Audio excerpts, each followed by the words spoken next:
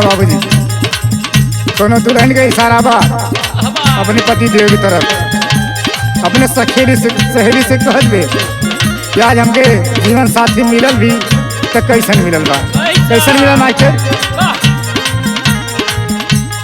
नारी बाली माँ या नारी बाली माँ जियावे से जियाना हमारी हो अनारी बाली माँ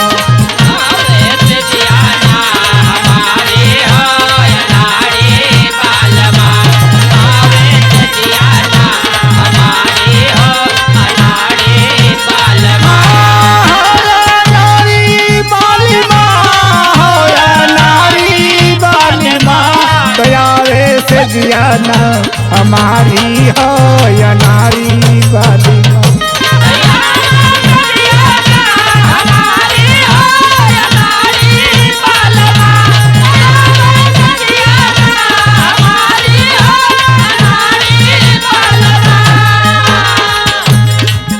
हाँ माई बाप के आँख फूट गए मर गए नौआ बारी हो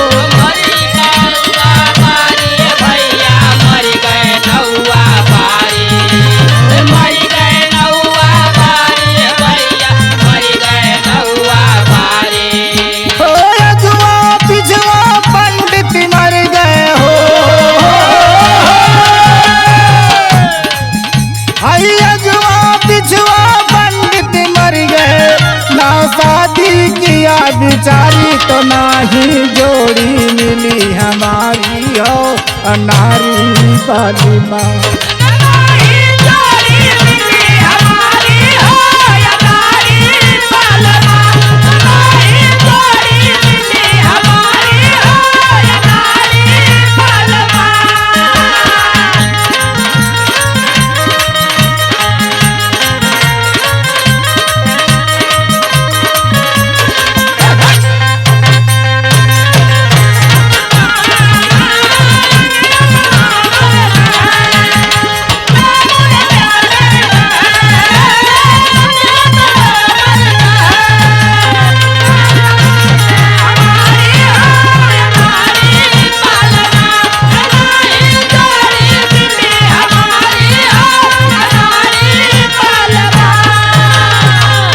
बतावत बा बाबूजी अपन मजबूरी का बतौले बा अरे 20 बरस की मोर उमरिया 10 की बालम तोहरी हो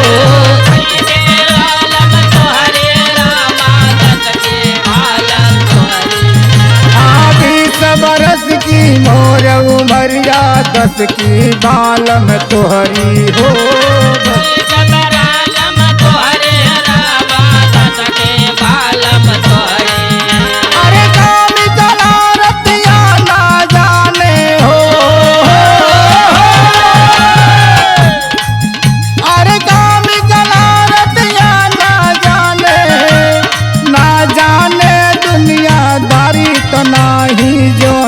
दुनियादारी हो अनारी बाली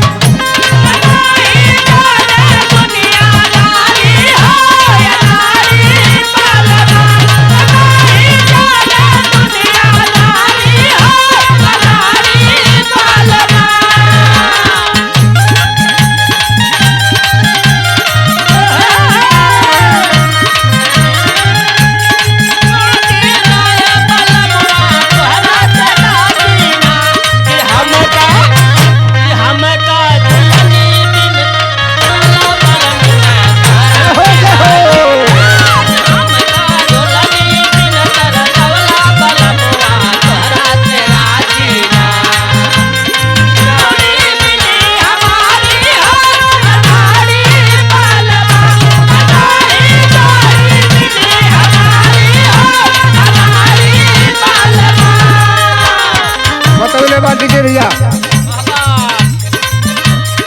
का बतूले बा ओ कहे सुने जो सेज पे आवे सूतल गोड़वारी हो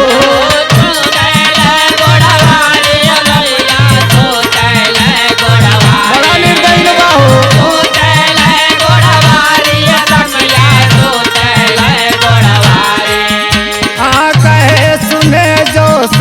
चिपया में सूतल गोड़वारी हो।